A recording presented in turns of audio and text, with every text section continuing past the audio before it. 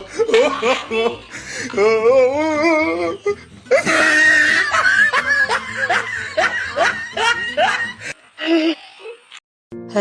বন্ধুরা, প্রতিদিনের মতন আজ আবারও চলে এসেছে নতুন একটা ভিডিও নিয়ে তোমাদের কাছে। বন্ধুরা, আজকের ভিডিওটা শুরু করলাম ঘর ঝাড় দেওয়া থেকেই। আজকে ভিডিওটার মধ্যে একটা বড় কাণ্ড ঘটে গেছে, সেটাই ভিডিও শুরুতে শেয়ার করেছি। তার বিস্তারিত বিষয় তোমাদের ভিডিও শেষে অবশ্যই পেয়ে যাবে। যাই হোক, ভিডিওটা শুরু করেছি ঘর ঝাড় দেওয়া থেকেই। সকালে উঠে টিউশনি সেরে ফেলেছি। সেরেই মোটামুটি উঠেই আগে টিউশনিটা শেষ করে উঠেই আগে রান্নাটা বসিয়ে দিই। তাই রান্নার ভিডিও তেমন করে করা হয় না, তাই মাঝে মধ্যে একটু টুকটাক ছাড়ি। কিন্তু আজকে রান্নাটা খুব তাড়াতাড়ি হয়ে গেছে, তাই রান্না শেষ করে ঘরে চলে এসেছি। ঘরটা তাড়াতাড়ি করে এবার পরিষ্কার করে ফেলবো। সকালে বাসি ঘর ঝাড় দিয়ে তাড়াতাড়ি করে গিয়ে পড়াতে বসে যাই। তারপরে গিয়ে পুরো পরিষ্কার করে ঘর দুয়ার ভালো করে ঝাড় দেওয়া হয় হাতে সময় নিয়ে। তখন সময়টা খুব কম থাকে তার জন্য, আর এখন সময়টা একটু নিয়েই কাজটা করি গুছিয়ে গাছিয়ে। তাই সব ঘরটা ঝাড় দেওয়া হয়ে গেছে, তাই ভাবছি বিছনাটাকে আগে তুলে নিই। এখন বিছনা তুলতে তো কোনো ঝামেলাই নেই, 3টে বালিশ আর একটা ছোট্ট কাঁথা ছেলেটার জন্য। আর শীতকালে যেমন বিছনা তুলতে খুব ঝামেলা, খুব সময় লেগে যায়, কিন্তু এখন আর তেমন একটা সময় লাগে না। তাই সমস্ত কাজ করার আগেই বিছনাটাকে একটু তুলে নিই। ঘরটা আগে ঝাড় দিয়ে নিয়েছি, পরিষ্কার করে নিয়েছি। এবারে বিছনাটাকে তুলে নিয়ে গুছিয়ে নিচ্ছি। যাই হোক, প্রতিদিনের মতন তোমাদের কাছে একটাই অনুরোধ, ভিডিওটা একটু লাইক দিয়ে দেখা শুরু করো, আর ভিডিও শেষে সুন্দর একটা কমেন্ট করতে একদমই ভুলো না। আর যে সকল নতুন বন্ধুরা আজকের এই ভিডিওটা দেখছো, ভিডিওর কোনো অংশ যদি তোমাদের ভালো লাগে তাহলে অবশ্যই সাবস্ক্রাইব করে আমার পাশে থেকো। যাই হোক, কথা বলতে বলতে বিছনাটা প্রায় টান টান করে নিয়েছি একদম। নিয়ে এবার বালিশগুলো গুছিয়ে রেখে দিই। তাই আমার মেয়ে এখন আর ঘরে ঘুমায় না, ওর দিদির কাছে গিয়ে ঘুমায়। তাই এখন আমরা 3জন শুই, আর হয়ে যায়, অসুবিধা হয় না। আর আমাদের তেমন আর এখন ওই বলতে পারো কাঁথা টাথা লাগে না, চাদর তেমন একটা লাগে না। যদি অতিরিক্ত ঠান্ডা পড়ে বা একটু শীত লাগে তখন ওই বিছনার চাদর নামিয়ে নিই, আর না হলে আর বিছনা রাখি না কিছুই। কারণ আমার ছেলেটা ছোট তো, ও হিসু করে দিলে সমস্ত কিছু ভিজে যাবে, তার জন্য একটু বুঝে শুনেই রাখি। যাই হোক, কথা বলতে বলতে বিছনাটা তো গুছিয়ে ফেলেছি, কিন্তু বেশ কয়েকটা জামা কাপড় কিন্তু রয়ে গেছে। এই জামা কাপড় কয়েকটা কি একটু গুছিয়ে নিই। এখানে বেশি জামা কাপড়টাই আমারই। আমি কটা দিন একটু ভিডিও করছি এটা ওটা জামা প্যান্ট পরে, তার জন্য একটু জমে যায়। তাই একটুখানি সত্যি কথা বলতে আমার জামা কাপড়টাই এবার রয়ে গেছে। ছেলে মেয়েদেরটা সঙ্গে সঙ্গে আমি গুছিয়ে নিই, কারণ গিয়ে না হলে না সময়ের সাথে পেরে উঠি না।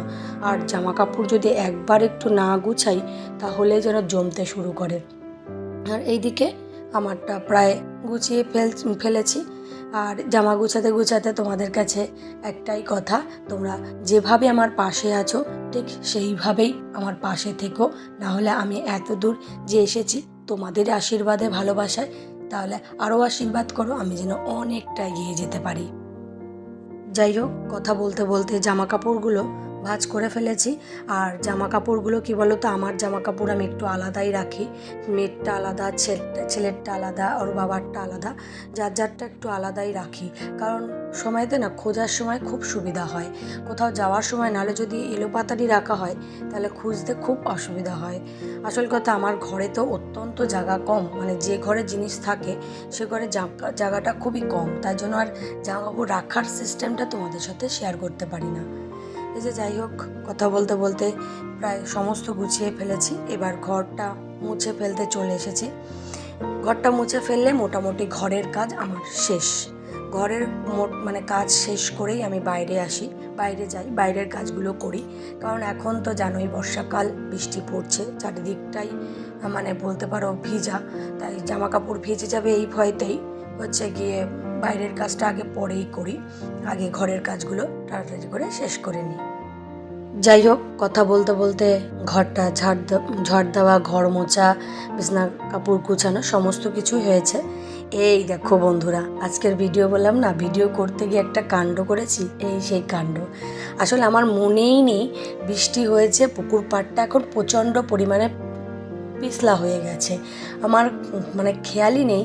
মেয়েকে ক্যামেরা ধরতে দিয়েই বললাম আমি যাই, তুই ক্যামেরাটা স্টার্ট কর। এমা যেতে গেছি আর ধাপ্পাস করে পড়েছি, একদম লেগেছে কোমরে, কিন্তু অনেকটা নিজেকে সামনে নিয়েছি বলে একদম মানে পুরোটা পড়ে যায়নি, অনেকটা হাত দিয়ে আটকে দিয়েছি বলে অল্প একটু পড়েছি, কিন্তু লেগেছে। সত্যি আমার খুব ব্যথা লেগেছে। মেয়ে এদিকে হেসে গড়াচ্ছে, আমি নিজেই হাসছি যে কি ঘটে গেল। ভাবছিলাম ভিডিওর এই অংশটা দেব না, আবার ভাবলাম বন্ধুরা একটু আনন্দ পাক আমার এই পড়াটা দেখে। যাই হোক, মানে অসাবধানতার কারণেই এটা হয়েছে, কিন্তু আমার খেয়ালটা রাখা দরকার ছিল, কিন্তু নাহলে একটা বড় সড়ো বিপদ ঘটে যেত। আমি যদি সেইভাবে পড়তাম দেখা যেত মাজা টাজা ভেঙেই যেত।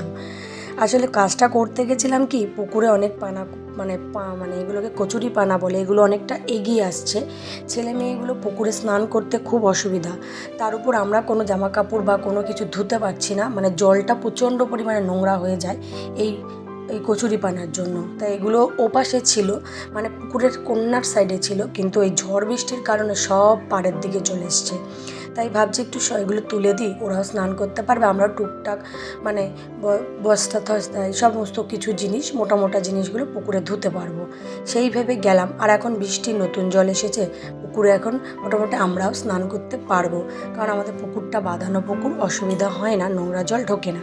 সেইভাবে কাজটা করতে গিয়ে আজকে কত বড় কাণ্ডটা নাই ঘটিয়ে ফেলেছি, বুঝতেই পারিনি এত বড় কাণ্ডটা ঘটে ফেলার যাবে। যাই হোক, এই যে কথা বলতে বলতে কচুরিপানা, এগুলোকে কচুরিপানা বলে, এগুলো তুলে নিচ্ছি, অনেকটা পরিষ্কার করে ফেলেছি।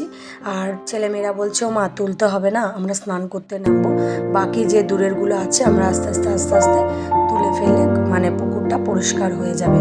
তাই ওদের কথা শুনে আর তুললাম না, চলে আসলাম। আর এইদিকে এসে দেখি বর্মশাই বাগান থেকে আম আর একটা কাঁঠাল পেয়েছে, নিয়ে এসেছি। যাই হোক, ভিডিওটা এই পর্যন্ত। আশা করি তোমাদের ভিডিওটা ভালো লাগবে। আজকের মতন টাটা।